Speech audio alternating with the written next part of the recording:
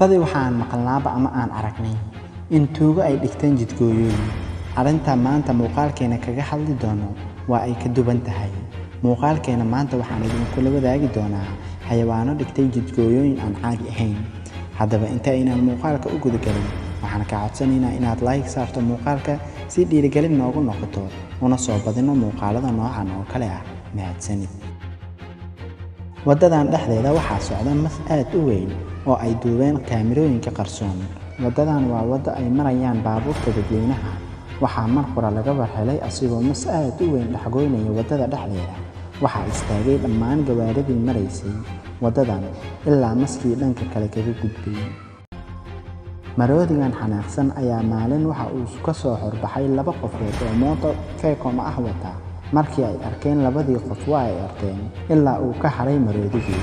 Sidoo kale maroodigan caraysan asiga waxa uu la dagaalamayaa gaarigan ilaa uu ka gadiyay. Waxaa la sheegay in maroodigan xaaskiisa uu la'aa in muddo ah, xanaaqana sidaasi ku yimid. Sidoo kale maroodigan asigna waxa uu ku istaagay gaariga sidii uu tijaabin lahaa inuu culayskiisa hayn karo iyo in kale. Wax xoogaa kadib waa uu ka degtay gaariga qofkii saarnaa si degdeg ah ayuu gaarigii halkaas uga dhaqaajiyay. Maroodigan asigana waxa uu dhigtay jidgooyo. Waxa uu bilaabay inuu waabsado gawaarida meesha maraysay si ay u siiyaan cunto.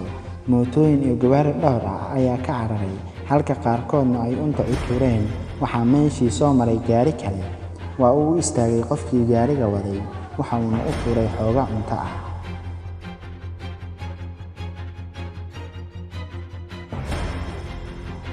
Maalin qoraxda aad u kulul waxaa koox libaaxyo ah wadada dhexdeeda ku cunayeen ugaar ay soo qabsadeen.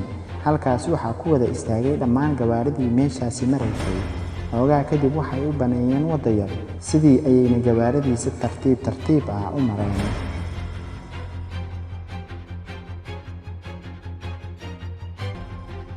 Maalin maalmaha ka mid ah waxaa isdagaalay laba eri oo ido ah. Dagaalkoodii oo socda ayaa waxaa dhexdooda soo dhex maray gaari ka mid ah gaarigii dadweynaha. Erigii midkood ayaa madaxiisa aad ugu dhuftay, xitaa waxa uu jabiyay nalkii. Halkaas ayuuna ka sii watay dagaalkiisii asigoon dhaawiciisa u dhikin.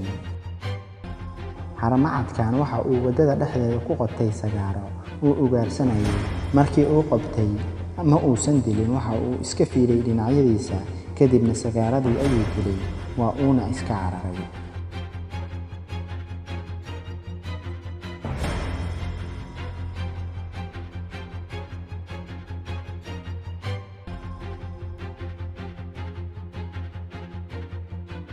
Doonfaar xanaaqsan ayaa waxa uu ku soo ortay gaari wadada marayay.